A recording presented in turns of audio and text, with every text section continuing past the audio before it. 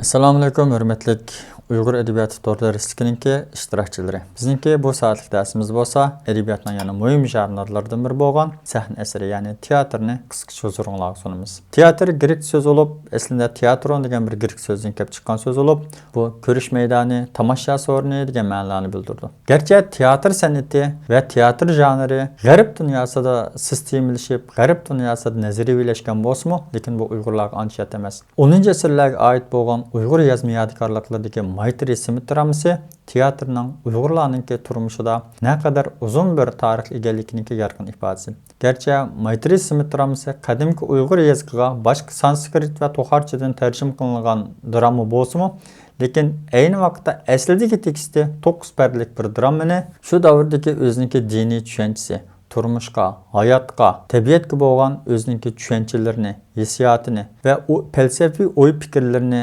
yug'urib, aslidagi 9 pardalik dramaga yana 7 parda qo'shib, 16 pardalik holatda tarjima qilib chiqqan. Ya'ni uning tarjimasiga o'ziniki 7 pardalik qo'shimcha diniy, badiiy va milliy his tuyg'ularni, qarash, falsafiy his tushunchalarini qatgan. Shunlashqa u yolg'iz tarjima dramasi bo'lishdan mustasno holatda Uyg'ur adabiyotida farqli bir o'ringa ega. Ya'ni bizningki boy milliy madaniyatimizda o'zgacha o'rin tutadigan mashrablarimiz, al-nag'ma teatrchiligimizmi Uyg'urlarning azaldilla teatr shaklini hayotiga, ya'ni ma'naviy hayotiga qanchalik zich va cho'nqur birlashtirib etganligining yorqin ifodasidir. Chunki bizning muqomlarimizga al-nag'ma mashrablar va ularning bir butun holatda ma'lum bir syujet qurilmasiga ega ekanligi. Masalan, mashrablarimizda Yigitveshi, Mashrabigi, Pashshab, Mirshab qatorliqlarninki riyosatchiligida naqsha, usul, qiziqchilik o'yinlari, ya'ni teatrning ma'lum bir alohidligi, komediyani aks ettirgan har xil voqealiklarning bo'lishi Uyg'urlarning hayotida intayin qadimgi davrdan tortibla teatrning mavjud bo'lib kelganligining isbotidir. Adabiyot nazariyasida bo'lsa, teatr, drama, tragediya, komediya, muzikalik drama, naqshliq opera, usullik opera qatorliqlarga bo'linadi. Unda bo'lsa, teatr degan zodi nima degan vaqtingizda, teatr deganimiz ma'lum bir voqealik yoki hodisani shaxsningki harakatlari bilan, dialoglari bilan, monologlari bilan intayin jonliq va obrazli holda bevosita o'rinlab turadigan, buningga yana adabiyot, go'zal san'at, naqsh muzika va usullarninki munosib holda bir kishidan tashkil topgan bir bütün sahna asaridir. Yani konkretlashtirib aytganda teatr deganimiz real shaxslarning, jonliq odamlarningki ma'lum bir voqealikni yoki ma'lum bir hodisani o'zininki badan harakatlari bilan, dialoglari bilan, tillari bilan jonliq va obrazli holda ifodalab beradigan alohida bir xil san'at shakli. Garchi teatr san'at shakli bo'lsa-mu, lekin teatrda o'ynaladigan voqealiklarningki teksti boshqalar tarafidan, ya'ni yozg'ish tarafidan eng dastlabida badiiy bir shaklda yozilgan bo'lganligi uchun teatr adabiyotni manba qiladi va adabiyotningki intayin muhim janrlardan biri bo'lib hisoblanadi.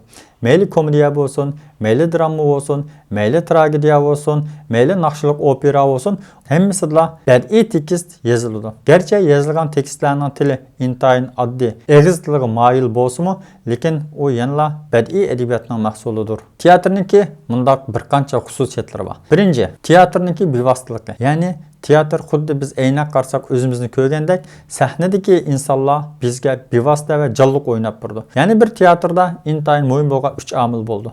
Birinchisi o'yinlovchi, artistlar. İkincisi sahna, ya'ni ular o'yinlovchi o'rinlaydigan sahna. Uchinchisi ularni ko'rib turgan tomoshabin.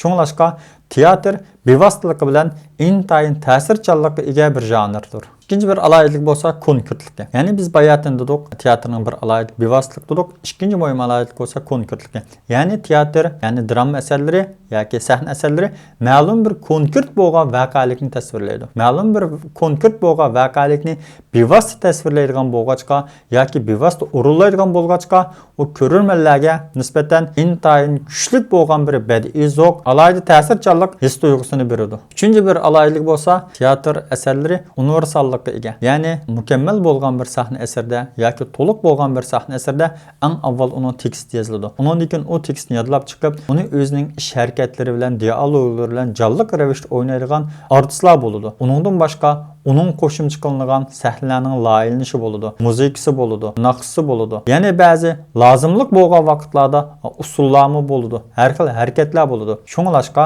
teatr yolg'iz adabiyotning emas, balki adabiyotni markaz qilgan, uningga yondashgan bir munchilgan san'at omillarininki bir kishidan yuqorilishidan kelib chiqqan alohida ham adabiyot ham san'at hodisasidir. Undan boshqa ba'zi bir teatrlar voqelikninki yoki shaxsning ichki his dunyosini ifodalash yoki bo'lmasa shu voqelikning ta'sirchanligini yoki tragediyalikini texmi bir yuqori palli ko'tarish uchun muzika qo'llanildi. Muzikachanlikmi teatrninki yana tubki xususiyat va muhim alohidaliklaridan biridir. Gapimizni xulosalaganda teatr edebiyatning, san'atning, naqshi usulining, rassomchilik, binokorlik va haykaltarashlik san'atininki muayyan darajada bir-biri bilan chambarchas bog'langan, intayin mukammal birikmasidan hosil bo'lgan bir san'at hodisasidir. Shunglashqa teatr universal san'at deb ataladi. Bayatın so'zligimizdek teatrni biz adabiyot janridan so'zlab turib, bu yerda san'at bilan bo'lgan muayyan bog'lanish bo'lgan teatrni davatimiz.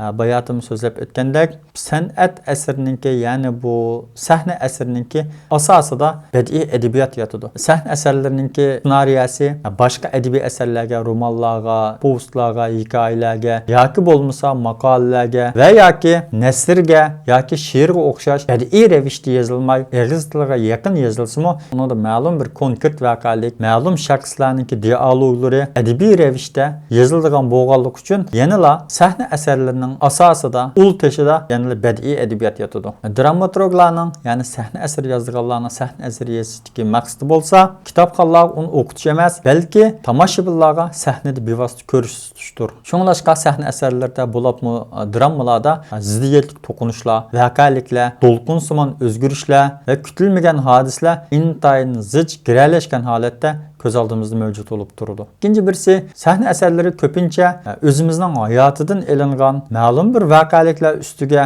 qurilgan bo'lganligi uchun bizga xuddi o'zimizning hayotidek yoki bo'lmasa atrofimizdagilarning hayotini ko'z tutib turgandek bir xil badiiy zoq beradi. Yana muhim bir nuqta bo'lsa sahna asarlarining tili bo'lib, sahna asarlarining tili o'yinchilar sahnada uni og'iz tili orqali o'ynaydigan bo'lganligi uchun xalq tiliga intayin yaqin bo'lgan so'z bevosita ifodalaydigan o'zining maqsadini jonliq va ta'sirchan ifodalash uchun xalq og'iz tili qo'llanildi. Sahna asarlarida personajning tili intayin ixcham, mag'izliq, jonliq, yumorliq va xoslashgan bo'ladi. Undan boshqa yana bir taraf bo'lsa, dramaninki syujet qurilmasi, ya'ni mazmun qurilishi. Biz sahnada ma'lum bir narsani dramaturg aks ettirmoqchi bo'lgan vaqtning o'zida garchi uni 45 minut yoki 1 soat yoki 1,5 soatda o'yinchilar uni ifodalagan bo'lsa-mu, uni yozilgan voqelik o'ynalgan vaqtdagi sahna asarini o'ynalgan vaqtdan ko'p va uzun bo'lgan bo'ldi. Masalan, biz buning atoliq dramaturg Muhammad Ali Zunun Tashnaiyninki 1986-yilda Qashqar viloyatlik teatr o'mkida o'ynagan Abdurim O'tkirninki mashhur asari Iz romanini dramalashtirgan Ko'milmas izlar degan dramasi qaraydigan bo'lsak-mu, Temir qalbining Li Shuvuga aylanib Yansın Shangning qiltiqiga tushib, Urumchida qandoqlarcha nazarband qolganligi, bizning shalliq bir inqilobimizniki qandoq bo'lib mevasining o'g'irlanganligi va inqilobimizniki bizningki kutganimizdek natijalanmaganligini intayin yaxshi bir badiiy obrazlar bilan, nihoyat jonliq til bilan ifodalab bergan. Shunglashqa 1 soat yoki 1,5 soat o'ynalgan sahna asarlar bo'lsa, nihoyat uzun bo'lgan bir tarixiy davrni, ba'zi murakkab bo'lgan tarixiy arx ko'rinishi yoki ijtimoiy arx ko'rinishi bir qadar keng bo'lgan voqeliklarni asos qiladi. Sahna asarlari asosliq drama, komediya, tragediya degan 3 bo'limga bo'linadi. Dramaniki tubki alohidaligi bo'lsa, dialogni asos qilgan bir xil san'at shaklidir. Ya'ni dramada personajlarning tili, ya'ni o'zaro so'zlashish asos qilinadi. Shunglashqa drama tili nihoyat ixcham, chaqqon, obrazlik, mag'izliq va qisqa bo'lishga alohida ahamiyat beriladi. Undan boshqa drama, ya'ni shu xalqlarningki o'zininki boshdan kechirgan ijtimoiy sarguzashtlari yoki ma'lum tarixiy hodisalari yoki shu millatning, shu xalqningki ma'lum bir qahramon yoki xotirlash arzigidek shaxslarni tasvirlaydi. Masalan, Uyg'ur adabiyotidagi vakil xarakterlik dramalardan G'uncha, To'y, Gulnisa, Samsak akan qaynaydi, Gulamxon qatorliq drama operalar buning jumlasidandir. Opera bo'lsa, naqshi muzika bilan dramaninki bir kishidan kelib chiqqan san'at shakli. Operada hem naqsh bo'ladi, hem muzika bo'ladi, hem dialog, muayyan bir voqelik bo'ladi. G'arib Sanam, Rabia Saidin, Farhod Shirin, Gulamxon qatorliqlar Uyg'ur adabiyotidagi munavvar operalar jumlasidandir. İkinci bir tur bo'lsa tragediya bo'lib, tragediya o'zining ismidan ma'lum bo'lgandek, ma'lum bir tragediyelik voqealarni, ya'ni insonlarning yurak bag'rini izirgan yoki ichin seriydigan ma'lum bir tragediyelik hodisalarni voqealik qilgan syujet qurilmasiga tragediyalik voqealarni va dialoglarni sig'dirgan asardir. Masalan, Uyg'ur dramachiligidagi Qari yigitning to'yi, Bangbosh qizning oqibati qatorliq bir turkum dramalarimiz mana shu tragediya tusidagi dramalarga kiradi. Uchinchisi bo'lsa komediya. Komediyami ismidan bilingandekla faqat insonlarni kuldirishni, ya'ni kuldirish orqali ma'lum bir voqealikni, ma'lum bir hodisani yoki ma'lum bir shaxslarning kechirmishini tasvirlab, ko'rurmanlarga badiiy zavq berishni asos qilgan, maqsad qilgan san'at shakli. Masalan, ikki boyga bir malay degan tarjima komediyamiz, kutilmagan to'y degan dramalarimiz, masalan, Sayim Nochi degan bir obraz, mana shu kutilmagan to'y degan shu komediyalik dramaninki mahsuli. Komediya o'ziniki ajviyligi, mubolag'asi va qiziqarli harakatlari, so'zlari bilan, harakatlari bilan alohida xarakterlandi. Mundaqcha aytganda komediya bir kulki san'ati bo'lib, o kulki orqali ma'lum bir voqealikni aks ettirdi yoki bo'lmasa ma'lum bir voqealikni fosh qiladi, qamchilaydi.